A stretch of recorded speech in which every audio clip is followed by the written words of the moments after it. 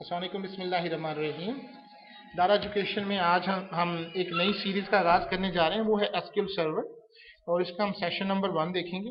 And सबसे पहले हम जो टॉपिक्स आज डिस्कशन करेंगे वो है introduction, history, what is SQL, why SQL, SQL processes, SQL commands, what is RDBMS, what is table, what is field, what is record or row, what is column, what is null value, SQL constraints।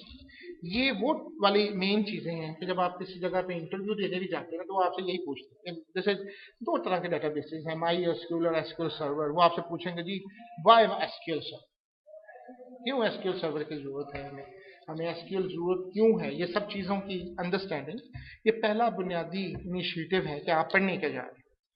SQL session gives unique learning on structured query language, and it helps to make practice on SQL commands which provide immediate results। जब आप एक software design करते हैं तो उसमें आप चंद major curies को तो बना सकते हैं। वो आपने बटन बनाए हुए हैं, क्लिक करें तो वो आपको काम परफॉर्म करें। लेकिन एक बिजनेसमैन को वक्त के हालात के साथ साथ बहुत सारी क्यूरीज हो सकती हैं जो कि सॉफ्टवेयर में नहीं बनाई गई। उस क्यूरीज बनाने के लिए कुछ लोगों को हायर किया जाता है कि अगर आपका जो ओनर है उसको एक खास किस्म की रिपोर्ट देखनी है जो इससे पहले नहीं उसने देखी, तो उसका काम उस डेटाबेस में से उसको रिट्राइव करना है और इमीडिएट रिजल्ट देखना है कि इसका रिजल्ट क्या है। SQL is a language of database. It includes database creation, deletion, fetching rows, modifying rows. ये चार मेन काम, जिसको ये चार मेन काम आते हैं वो ही एसक्यूएल का माहर। आप इसके अलावा डेटाबेस में और कोई काम नहीं करता। आपने डेटाबेस क्रिएट करना, और याद रखें कि डेटाबेस सिर्फ एक दफा क्रिएट होता है। हर ऑर्गेनाइजेशन का डेटाबेस सिर्फ एक दफा बनता है। फिर जाहिर सी बात है उसमें डिलीट के ऑप्शंस ऑब्वियसली किसी के पास राइट्स होते हैं, लेकिन जो सबसे ज्यादा मेन काम होता है वो ये होता है कि fetch the data according to our need, according to our need, that was the data which we need to fetch। जैसे मैं आपको एक इसकी एग्जांपल देता हूँ। यू आर ऑल स्टूडेंट्स, मुझे आप लोगों का ये नहीं पता कि आप कौन सी जात, बरादरी, आपका ब्लड ग्रुप क्या है, I don't know. Let's suppose खुदा न खास्ता आप में से कोई पर्सन जो है वो बीमार हो जाए। अब डाटा तो सब आपके पास है, तो डॉक्टर आपको कुछ टेस्ट देता है। जाहिर सी बात है वो टेस्ट आपने उससे पहले करवा के तो नहीं ना रखे होंगे, लेकिन आपके कुछ डाटा आपको पूरा जुबानी याद है, जैसे आपका नेम, आपका मोबाइल नंबर, आपका एड्रेस, आपकी एज, आपके अम्मी अबू का नाम, फैमिली के, ये सब डाटा आपके ज़हन में फौरी तौर पर। लेकिन आपसे ये पूछा जाए कि आपके ब्लड में वाइट सेल्स कितने हैं, तो यू आर नॉट आंसरेबल। ये वो क्यूरी थी जिसके लिए आप एक मेडिकल स्पेशलिस्ट के पास जाएंगे। या आपका डीएनए क्या है, जैसे अब कल वो एक गूंगी बैरी लड़की जो थी गीता, अमेरिका के इंडिया के हवाले की गई। अब जाहिर सी बात है वो नहीं पहचान सकती, 15 साल पहले आई थी, उसको या अपने माँ बाप भी रिश्तेदार भी नहीं पहचाने। तो only DNA is the last solution कि वो जो फैमिलीज कह रही हैं जी हमारा है, उनका डीएनए और उसका डीएनए मैच किए। Such kind of queries was not present before us. SQL का मकसद यही है कि वो काम जो हमें इससे पहले पता नहीं था या हम करना ही नहीं, अगर वो पता होता कि हमें इसकी जरूरत पेश आनी है तो हम जब सॉफ्टवेयर डिजाइन कर रहे थे तो हम उसमें एक बटन बना के उसके पीछे क्यों नहीं रख देते। SQL is an ANSI। ANSI means American national standard institute. एक बात याद रखें, बेशक वो ASCII है, ANSI है, अमेरिकन ने क्योंकि ये सॉफ्टवेयर कंप्यूटर डिजाइनर्स किए और इसीलिए सारे स्टैंडर्ड्स भी उन्हीं लोगों ने मेंटेन। स्टैंडर्ड्स मेंटेन करने का फायदा क्या होता है कि अगर बिल फर्ज आप यहाँ पाकिस्तान में हैं और जब आप यहाँ से तालीम हासिल करके अमेरिका जाते हैं और वहाँ पे आपको कोई जॉब देता है एसक्यूएल डेटाबेस सर्वर की, तो आप सेम वहाँ पे भी यही कमांड चला रहे होंगे। ये नहीं है कि पाकिस्तान में कोई और कमांड्स पढ़ाई जा रही हैं, वहाँ पे कुछ और। जितने भी आजकल के साइंटिफिक मज़ामीन हैं उनके लिए एक स्टैंडर्ड मेंटेन किया गया। आप अपने तौर पर वो चीज़ें नहीं बना सकते, जो पूरी दुनिया का स्टैंडर्ड है you have to follow. But there are many different version of the SQL language. अब वो एसक्यूएल के डिफरेंट वर्जन क्या होते हैं, अब ये देख लीजिए। सबसे पहले हिस्ट्री में 1970 के अंदर doctor E.F. Ted of IBM is known as the father of the relational database management system. He described a relational model for databases. 1974 के अंदर स्ट्रक्चर्ड क्यूरी लैंग्वेज अपीयर्ड, 1976। यानी आप अंदाजा लगा लें कि ये अभी बहुत करीब की ही लैंग्वेज है, 30-40 साल पुरानी। हालांकि कंप्यूटर आप देखें कि 1920 से स्टार्ट हो चुका था, 1940 के अंदर 50 के अंदर वो शेप अप होना शुरू हो गया था। तो 24-25 साल, क्योंकि बिजनेस के अंदर कंप्यूटर का अमल दखल बाद में आया।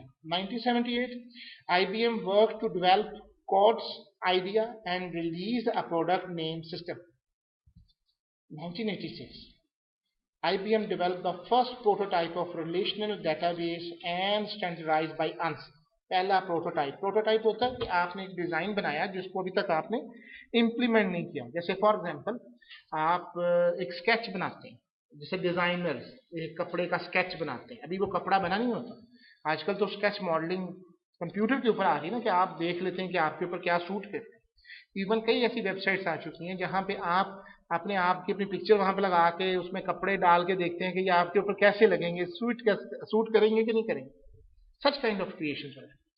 The first relational database was released by Relational Software and it's later becoming Oracle. यानी 1986 के अंदर हम लोगों ने Oracle की बेस बना दिया। Oracle is one of the biggest and largest database company, database software providing company. OCP इसकी सर्टिफिकेशन होती थी। जावा भी इन्हीं की प्रोडक्ट है, Oracle company. SQL is structured query language. What is SQL? Which is a computer language for storing, manipulating and retrieving data stored in relational database. Store का तो मतलब समझ आता है कि आपने कंप्यूटर के अंदर उसको स्टोर करना है, हार्ड डिस्क के ऊपर स्टोर करना है। मैन्युपुलेटिंग, इसका मतलब ये होता है कि जब आप कोई चीज फाइंड आउट करना चाहते हैं, मैं देखना चाहता हूँ जी कि मुझे क्लास के वो स्टूडेंट्स दिखाए जाएं जिनके नाम एस से स्टार्ट होते हैं, जैसे साद है, सैफ है, तो सिर्फ मुझे एस के जो स्टूडेंट्स हैं उनके नेम दिखाए जाएं, तो इट मींस कि ये डाटे को मैन्युपुलेट कर रहे हैं।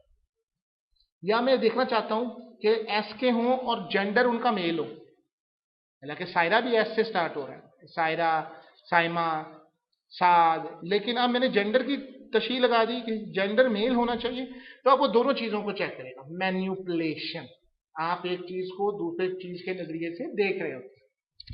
लेट्स सपोज आप एक शादी की वेबसाइट बनाते हैं, आप मैट्रिमोनियल करते हैं, वेबसाइट बना रहे हैं, उसमें आपके कुछ एट्रीब्यूट्स हैं और आपने you are looking for a male, अगर फॉर एग्जांपल आप फीमेल है और you are looking for a male, और आप मेल हैं और you are looking for a female, तो यहीं से आपके एट्रीब्यूट्स हैं। डाटाबेस के अंदर तो तमाम रिकॉर्ड है, लेकिन अब पहली शर्त ये होगी कि you are a male and you are looking for a female, तो देन आपके सामने वो ओनली रिकॉर्ड्स पेश किए जाएंगे जो कि फीमेल्स के, मेल डिस्प्ले नहीं होगा डेटाबेस में। Although there are the thousands of males are there, लेकिन आपको डिस्प्ले जो होगा वो क्या होगा, ओनली फीमेल्स आर डिस्प्ले। क्यों? That was manipulation. And retrieving data, अब डाटे को रिट्राइव किया जाए, डाटे को किस तरह से रिट्राइव किया जाए, कौन सा डाटा आना चाहिए, सारा का सारा दिखा देना चाहिए या उसके कुछ एट्रीब्यूट्स दिखाने चाहिए, उसका नेम आ जाए। अब कई कंपनीज हैं वो ये चाहती हैं कि आप लड़के की तस्वीर देख लें, लड़के का नाम जान लें, लेकिन बाकी इंफॉर्मेशन हाइड रखें, जैसे उसका कांटेक्ट नंबर, उसका मोबाइल नंबर, उसका एड्रेस। क्यों?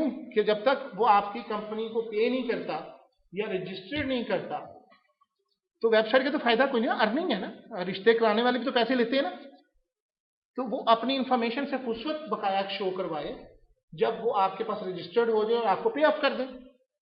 ये डाटा, ये वाली चीजें, इसको कहते हैं रिट्राइव, इस तरह से रिट्राइव करना। SQL is the standard language for relational database system. हमने इसके ऊपर RDBMS के ऊपर पहले भी हमने डिस्कशंस की हुई। Also they are using different details such as MS SQL Server using T-SQL, Oracle using PL/SQL, MS Access version of SQL is called Jet SQL format. ये तीन मेजर है। MS Access अब जो है वो वाइडली जो है वो ऑब्सोलीट हो रहा है, लेकिन अभी भी बहुत जगह पे उसका काम है। सिर्फ अब उसको हमने इसलिए कम यूज करना शुरू कर दिया क्योंकि जो उसकी सिक्योरिटी इश्यूज थे या पर्पजेस थे वो हमारे लिए काबिल कबूल नहीं थे।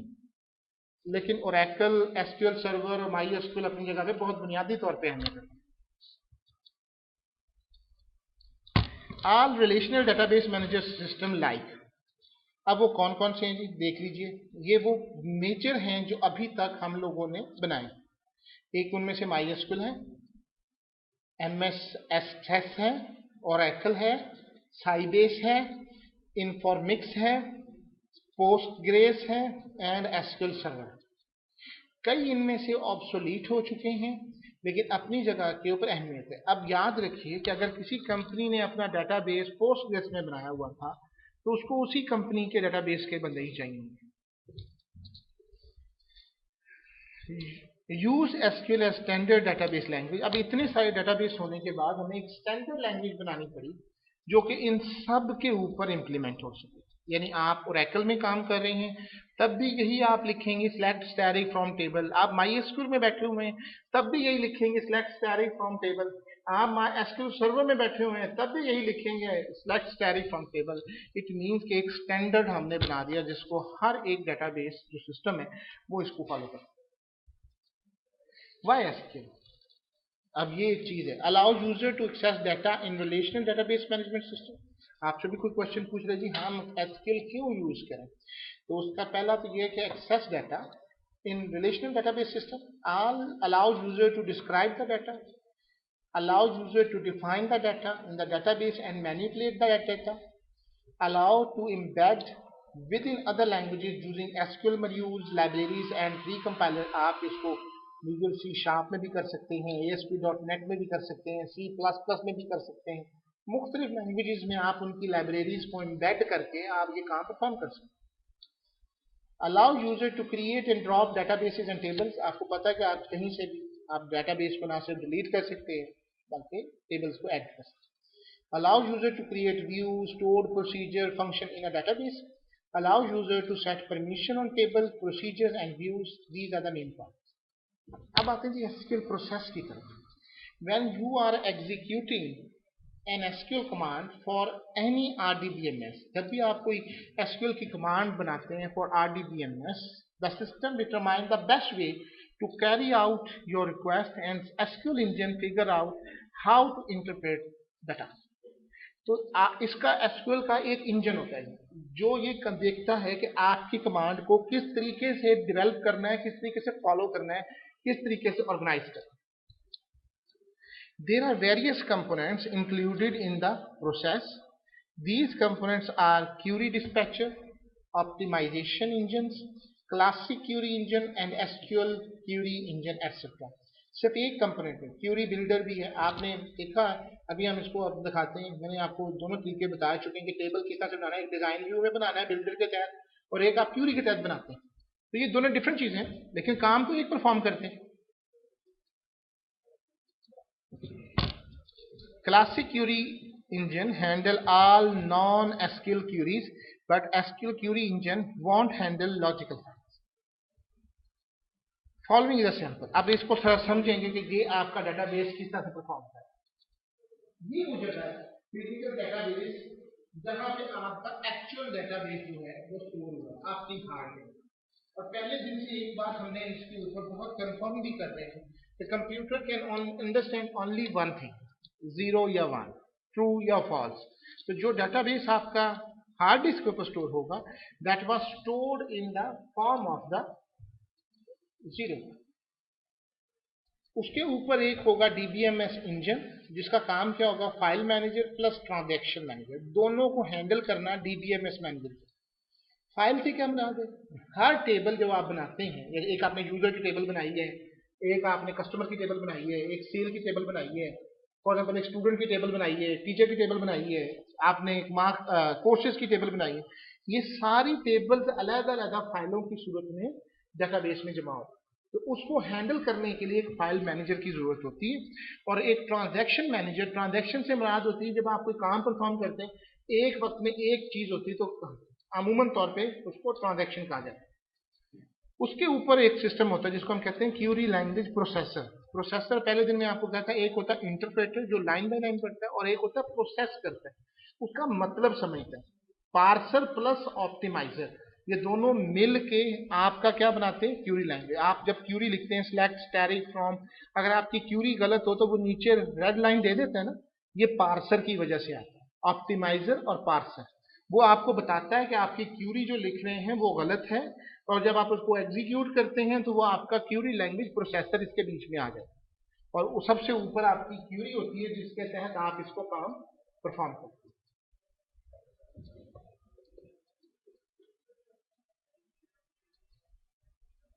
अब आते हैं SQL commands. The standard SQL commands to interact with the relational database can be classified into groups based on their nature. अब उनको हमने जितनी भी लैंग्वेज थी उसको हमने उनकी नेचर की बेस पे डिवाइड किया। अगर मैं रनिंग सुबह करता हूँ और मैं चल रहा हूँ, या मैं आराम आराम से चल रहा हूँ, तेज चल रहा हूँ, या मैं भाग रहा हूँ, या मैं बहुत तेज भाग रहा हूँ, तो एक्टिविटी तो एक ही है ना, मूविंग। खाना खा रहा हूँ, बिरयानी खा रहा हूँ, चावल खा रहा हूँ, रोटी खा रहा हूँ, तो एक्टिविटी क्या है, खाना। जब हम चीज़ों को उनकी ग्रुपिंग में तकसीम कर देते हैं, जिस तरह आप MIT सेक्शन है, BSIT सेक्शन है, तो मेडिकल के हैं, कुछ कंप्यूटर के हैं, कुछ इंजीनियरिंग के हैं, कुछ लॉ के हैं, कुछ बिजनेस एडमिनिस्ट्रेशन के हैं, we divided them into the groups.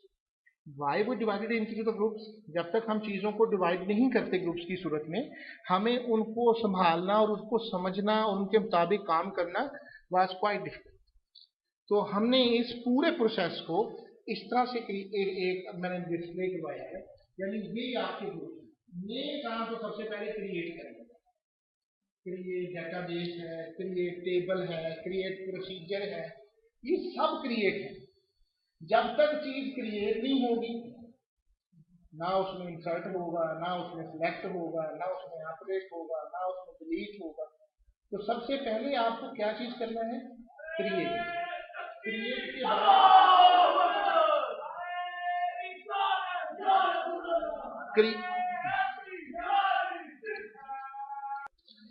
अब इसी तरह से हमने सेक्शन वाइज डिवाइड किया कि मेजर इम्प्रेजेस आपका क्रिएट के बाद वो आएगा सिलेक्ट, एक अलग चीज है। सिलेक्ट की हजार क्यूरीज हो सकती है, insert, update, delete and drop, कुल 6 कैटेगरीज हैं।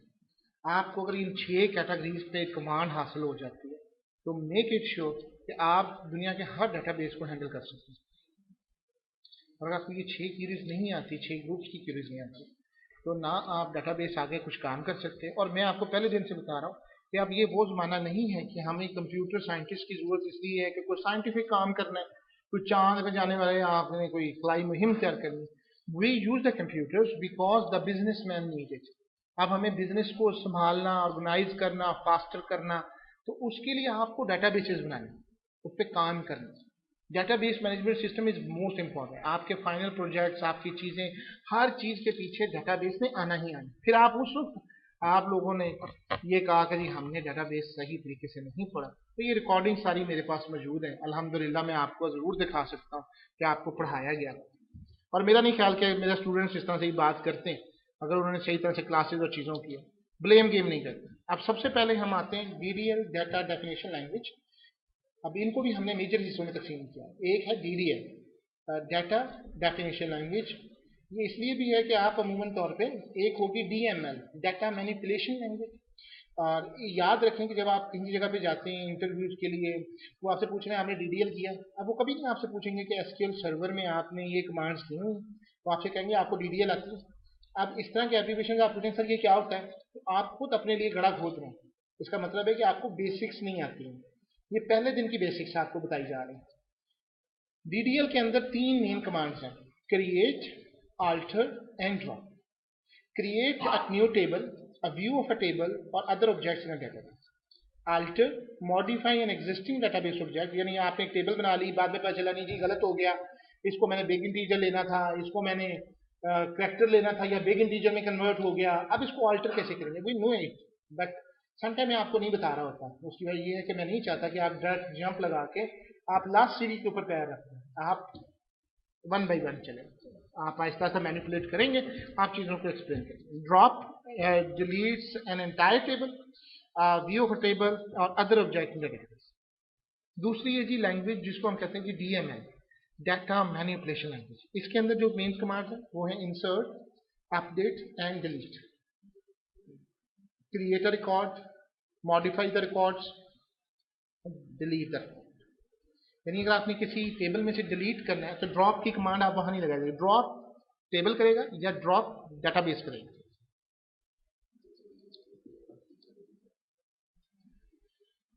तीसरी जो लैंग्वेज है उसको कहते हैं डीसीएल, डाटा कंट्रोल लैंग्वेज। इसमें आप बनाते हैं grant, give a privilege to the user. क्यों जी? अगर एक डेटाबेस है तो कई यूजर हो सकते हैं ना, कोई एडमिनिस्ट्रेटर होगा, कोई मैनेजर होगा, कोई फाइनेंस मैनेजर होगा, कोई कुछ होगा, तो डेटाबेस में हर एक को राइट नहीं देना होगा। इसकी एग्जांपल सबसे बड़ा डेटाबेस देखना हो तो बैंक देख लें। एक कैशियर की औकात है कि वो मैनेजर वाला काम कर सके, मैनेजर के पास भी ये राइट नहीं है कि वो कैश ले सके। हमने हर एक के यूजर्स राइट्स मुतय्यन किया है और उसके लॉगिन के अंदर वही फैसिलिटी अवेलेबल है। Revoke, take back privileges granted from, अब आप छोड़ के चले गए नौकरी या आपको मुअत्तल कर दिया गया तो आपसे राइट्स वापस लेने के लिए जो है ये तीन लैंग्वेजेस के ऊपर। एक आएगा DQL, डाटा क्यूरी लैंग्वेज, और इसके अंदर जो सबसे मेन है वो है आपकी सिलेक्ट की, और यही ज्यादातर आपका वास्ता, क्योंकि टेबल आपने एक दफा क्रिएट कर दी, ग्रांट्स आपने एक दफा दी, ज्यादा आपका ताल्लुक DCL से पड़ेगा या DQL से पड़ेगा, बाकी काम तो सॉफ्टवेयर ने इंसर्ट अपडेट डिलीट वाला तो काम। What is RDBMS? RDBMS stands for Relational Database Management System, जिसकी हम बात कर रहे हैं अभी आपसे शुरू से। RDBMS is the basis for SQL। अगर आपको RDBMS की समझ नहीं, बेसिस की समझ नहीं, तो आप SQL को भी समझ नहीं सकते। And for all modern database system like SQL Server, IBM DB2, Oracle, MySQL and Microsoft Access, ये सब मॉडर्न आपके सॉफ्टवेयर हैं जिनके ऊपर आप काम करें। अच्छा, इसमें एक मैं आपको बात समझाऊं, ये हमारे इख्तियार में नहीं है कि हम यूजर को कहें कि तुम इसमें ही काम करो। अगर यूजर आता है, लेट्स सपोज उसने वेबसाइट बनवानी है PHP के अंदर, तो उसके बैकएंड के ऊपर MySQL लगेगा, क्योंकि PHP is an open source and MySQL is open source. आप उसको ये नहीं कह सकते कि आप SQL सर्वर में बनवाएं। अगर एक विंडो बेस्ड सिस्टम पे आ रहा है तो उसके लिए आप उसको MySQL नहीं कर सकते, क्योंकि वो SQL सर्वर ही होगा। तो it depends upon the platform, dependencies and whatever. अब एक यूजर पहले से जेल बना के आया है कि उसने वेबसाइट बनानी है तो ASP.NET में बनानी है, माइक्रोसॉफ्ट टेक्नोलॉजी की तरफ जा रहा है, तो उसका पूरा प्लेटफॉर्म माइक्रोसॉफ्ट टेक्नोलॉजी है। तो आप उसको कहेंगे, क्योंकि आपको PHP आती है, आप उसे कहने दी आप इसको PHP में बनवाएं और MySQL लगवाएं, तो वो कहेगा जी ऐसे में लगवा लो। उसकी मेन रीजन क्या होती है? अगर तो एक नई फर्म बन रही हो तो वो, और उसका कोई डाटाबेस नहीं बना हुआ, तो वो तो फिर आपका मशवरा एक्सेप्ट कर लेगी, जिसमें भी आपको काम आता है, आपको प्रोजेक्ट मिल गया। लेकिन एक ऐसी कंपनी जिसने पहले से एक डाटाबेस बनवाया हुआ है, तो अब वो आगे से कोई काम परफॉर्म कर रही है, वो आपका मशवरा कभी नहीं मानेगी कि मैं नया डाटाबेस बनाऊं। डेटाबेस बार बार नहीं बनता। हाँ, एप्लीकेशन मॉडिफाई हो सकती है, एंड्रॉइड एप्लीकेशन आ गई, वेब एप्लीकेशन आ गई, लेकिन डेटाबेस हमेशा एक दफा बनते हैं और उसको चेंज करना बहुत मुश्किल का। इसलिए आपने डेटाबेस बनाते हुए जो शुरू में ही चीजों को समझना है वही important. A relational database management system, RDBMS, is a database management system that is based on relational data, मतलब आपस में रिलेट करेंगे, as introduced by a F code। अब इसमें आता है सबसे पहले कि टेबल क्या है। The data in RDBMS is stored in databases, objects called tables। हमें ऑब्जेक्ट का पता है, ऑब्जेक्ट ओरिएंटेड में हमने एक टेबल बनाई तो हम उसमें कई टेबल्स बना सकते। बेसिकली टेबल होती क्या है? Table is a collection of related data. मैंने इसके ऊपर भी बार बार बहस की है। रिलेटेड डाटा आपके बारे में, अगर आप स्टूडेंट के टेबल बना रहे हैं तो मैं आपसे क्या इंफॉर्मेशन ले सकता हूँ? ऑलरेडी रिलेटेड इंफॉर्मेशन, आपका नेम, आपके फादर का नेम, आपका CNIC नंबर, आपका मोबाइल नंबर, आपके घर का एड्रेस, लेट्स सपोज आपका ब्लड ग्रुप पूछा जा सकता है कि अगर जो आप फॉर्म पहले फिल कर सकते हैं, आपका रिलीजन, आपकी जात, आपके भाई बहन कितने, आप खाने में क्या खाते हैं, आप एक्सरसाइज करते हैं कि नहीं करते? इस तरह के सवालात जो हैं वो नॉन रिलेटेड हैं, इनका स्टूडेंट के साथ कोई ताल्लुक नहीं। तो you will get information which is related to that. आपका हाइट कितनी है, आपका कलर क्या है। हाँ, आप एक मैट्रिमोनियल साइट बना रहे हैं, उसमें आप ये चीजें पूछ सकते हैं। आपके भी मुझे लड़का जो है वो कम से कम इतनी तालीम याफ्ता हो, उसकी बरादरी जो है वो कश्मीरी हो या राई हो, उसका मजहब जो है वो इस्लाम हो, या उसका फिरका जो है वो सुन्नी हो या शिया हो। इस तरह की बातें आप एक मैट्रिमोनियल साइट पे बना सकते हैं। लेट्स सपोज आप एक ब्लॉग बना रहे हैं और उसका यूजर आप बना रहे हैं, उसमें आपको ये सारी चीजें पूछें, क्या एक यूजर नेम बताएं और एक ईमेल बताएं। आपके लिए सबसे बड़ी एग्जांपल, मेल अकाउंट आपने बनाना है, तो जीमेल का सामने देख लें वो आपसे क्या पूछता है। आपका यूजर नेम पूछता है, पासवर्ड पूछता है, आपका डेट ऑफ बर्थ पूछता है, आपका जेंडर पूछता है और कंट्री पूछता है, बस दैट्स ऑल। जीमेल आपका अकाउंट बनाते हुए आपके मदद से तो उसका कोई ताल्लुक नहीं। आपने मेल यूज करनी है, इससे क्या ताल्लुक फर्क पड़ता है। आप एक रेस्टोरेंट बना रहे हैं, आपने उसके अंदर आपने यूजर्स हैं, तो वो किस तरह के यूजर्स होंगे, आपने इंफॉर्मेशन एक रिलेटेड कलेक्ट करना। And it consist of columns and rows, जिसके ऊपर हम बात करेंगे। Remember, a table is the most common and simplest form of data storage in relational data. अगर किसी में टेबल्स बनी हुई हैं तो वो रिलेशनल डाटाबेस मैनेजमेंट सिस्टम। ये एक टेबल है जिसका मैं आपसे व्यू कर रहा हूँ। इसमें मैंने आईडी लिया हुआ है, name, age, address and salary. जैसे रमेश, हिलान, दिल्ली, कोटा, मुंबई, भोपाल, मुख्तलिफ। और फिर उसकी मैंने सैलरीज वगैरह जो है वो सारी चीजें डिजाइन की। What is field? Every table is broken up into smaller entities called a field. हर एक टेबल को हमने और छोटे हिस्सों में तकसीम किया है, जिसको हमने फील्ड करार दिया। The field in the customer table consist of, अब वो कौन सी, जैसे ID, name, age, address, salary. वो जो टेबल अभी आपने देखी है, इसके अंदर ID, name, age, address, salary, ये क्या कहला रही हैं आपकी? फील्ड्स कहला रही हैं। A field is a column in a table that is designed to maintain specific information about every record in the table. Specific record. What is record or row? A record, also called a row of data, in each individual entry that exists in table. For example, there are 7 records in the above customer table. ये अभी आपने देखा, इसमें एक record, ये जो रमेश का हम बता रहे हैं 32 अहमदाबाद 2000, ये एक पूरा रिकॉर्ड है। अगर अलग देखें तो ये फील्ड्स हैं। Combination of field is known as a record, and combination of field and record is known as table. A record is a horizontal entity in a table, जबकि field is a vertical entity in the table. What is column? A column is a vertical entity in the table that contain all information associated with the specified field. अब आपने as के खाने में सिर्फ as ही देखेंगे, कुछ और नहीं देख सकते। For example, column in the customer table is address, which represent location description and would consist of the following things. जैसे आप देख सकते हैं, इसमें एड्रेस में अहमदाबाद, कोलकाता, हम इनको अलग भी देख सकते हैं, टेबल की सूरत में भी देख सकते हैं, एक रिकॉर्ड की सूरत में भी देख सकते हैं। ये हमारी मैनिपुलेशन है। We shall going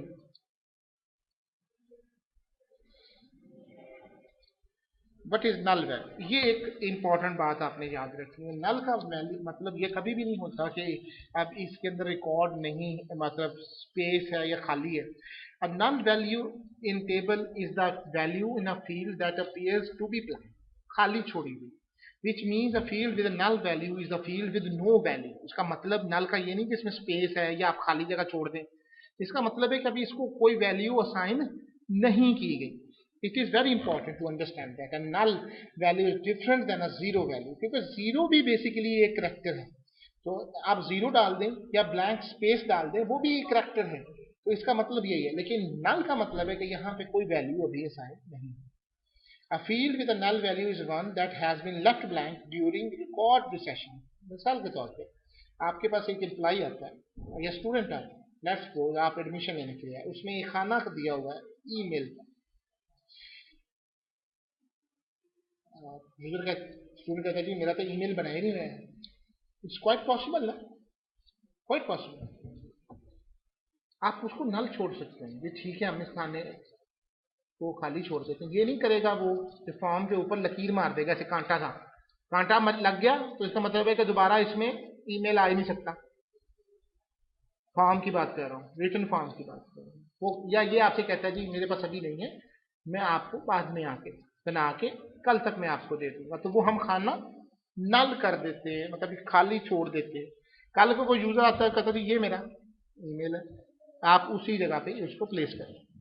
कुछ इंफॉर्मेशन हैं जिसके बगैर आप काम नहीं करते, वो आपकी नल नहीं हो सकती। जैसे कि आपने एडमिशन फॉर्म लेने के लिए आए और आपके पास आपका शनाख्ती कार्ड नंबर भी नहीं है, जबकि आपको 12वीं जमात का एग्जाम देने, या एक मैं बात कर रहा हूँ स्टैंडर्ड रूल है कि जी आप कहीं पे जा रहे हैं, जैसे वोट डालने जा रहे हैं तो NIC मस्ट होना, ये पहली शर्त है। आप अब वहां जाके खाम खाई में लड़ाई कर रहे हैं, मैं घर बोल रहा हूँ भाई आप घर से जाके ले आए, लड़ाई के इसमें क्या इशू है?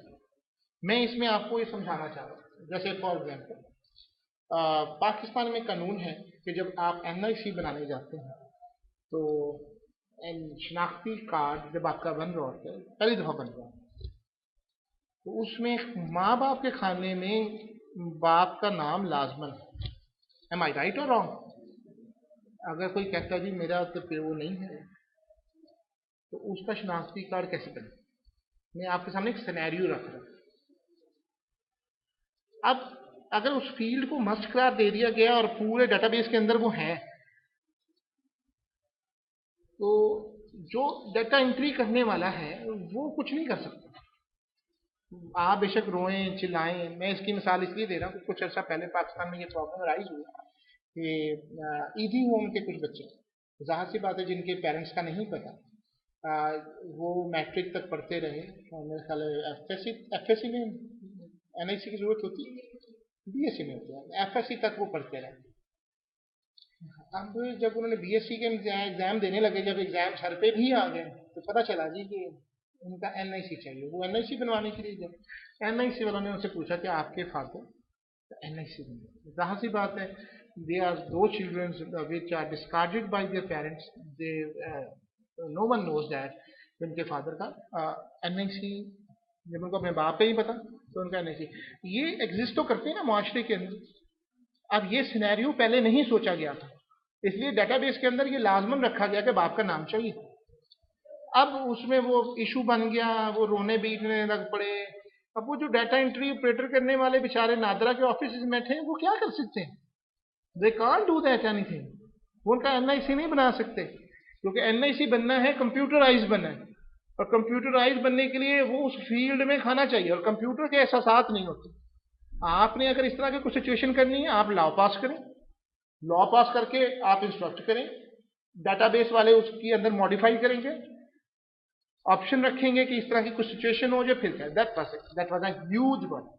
ये नहीं है कि एक दिन के अंदर वो काम हो जाएगा।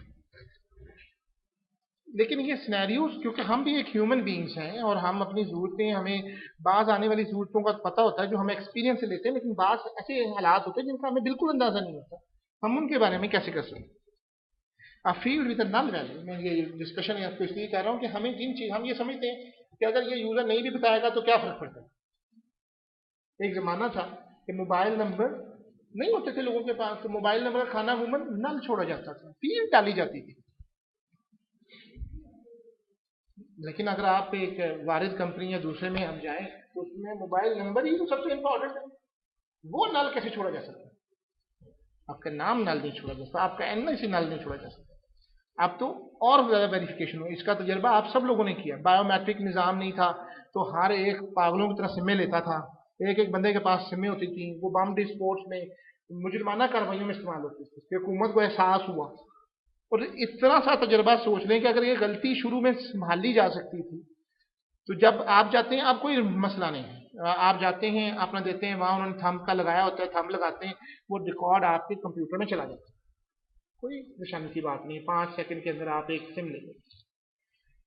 लेकिन पूरी कौम ने एक्सरसाइज की, 6 मंथ्स के लिए पूरी कौम ने, करोड़ों लोगों ने दोबारा से जाके थंब वेरिफिकेशन की।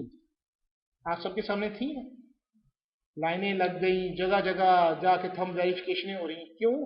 कि वो जब एक नई फील्ड डालेंगे आपने बाद में डेटाबेस में एक नई फील्ड डालते हैं तो वो 1 से लेके 10 करोड़ भी हो या 200 करोड़ भी हो रिकॉर्ड, उन सब में नल आ जाएगा।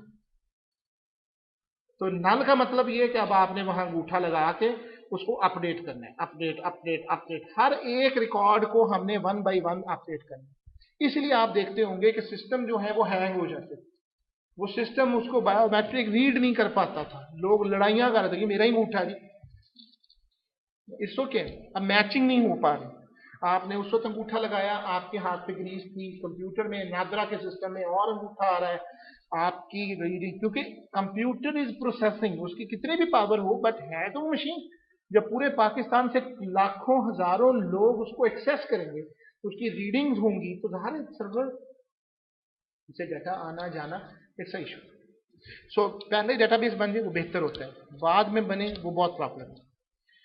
SQL constraints are the rules imposed on data columns on table। जैसे हमारे constraints हैं, हम अल्लाह ताला की इस ज़मीन के ऊपर रहते हैं और हम अगर अल्लाह ताला हमें यहाँ पे ज़लज़ला भेज दे तो हम क्या कर सकते हैं, इस आवर कंस्ट्रेंट, हम यहाँ से निकल नहीं सकते। अल्लाह ताला ने कुरान पाक में भी यही फरमाया कि अगर तुझे कुफर ही करना है तो तुझे अल्लाह की ज़मीन तो निकल जाओ, कहाँ जाएंगे, लेकिन कुफर भी करते हैं और उसकी ज़मीन पर भी रहते हैं। Constraint BSE rules enforced on data columns on table. These are used to limit the type of the data that can go into a table. These ensure the accuracy and reliability of the data in the database. Constraints should be column level or table level. Column level constraints are applied only to one column. Level constraints are applied only to one column, where the table level constraints are applied to the whole table. आपने एक के ऊपर करना है या कोई table पे करना है, वो आपके constraints है। Following are commonly use constraint, जैसे नॉट नल, अब आपने लिख दिया कि इसको खाला नहीं खाने छोड़ दिया, मैं जैसे आपसे कहती CNIC नॉट नल, इसका मतलब है कि कोई इसको छोड़ के जाना चाहेगा तो नहीं जा सकेगा, वो कंप्यूटर रिकॉर्ड एंटर ही नहीं करने देगा, ये record. Ensure that a column can not have a null value. Default constraint, अगर पाकिस्तानी है या लाहौरी है, मेरा कारोबार यहाँ पे ही है, तो मुझे बार बार आपको सिटी बताने की क्या जरूरत है, आप डिफॉल्ट वैल्यू डाल दें।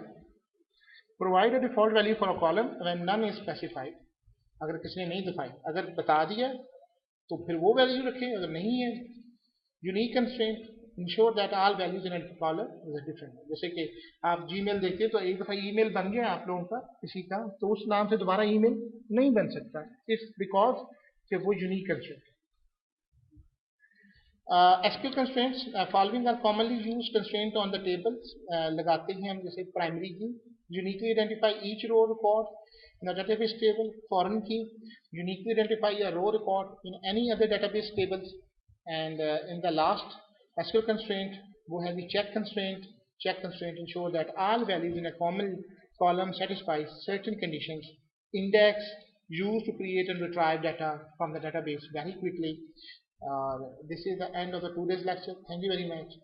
Allah Hafiz. Saflodar, आपसे जाते हैं।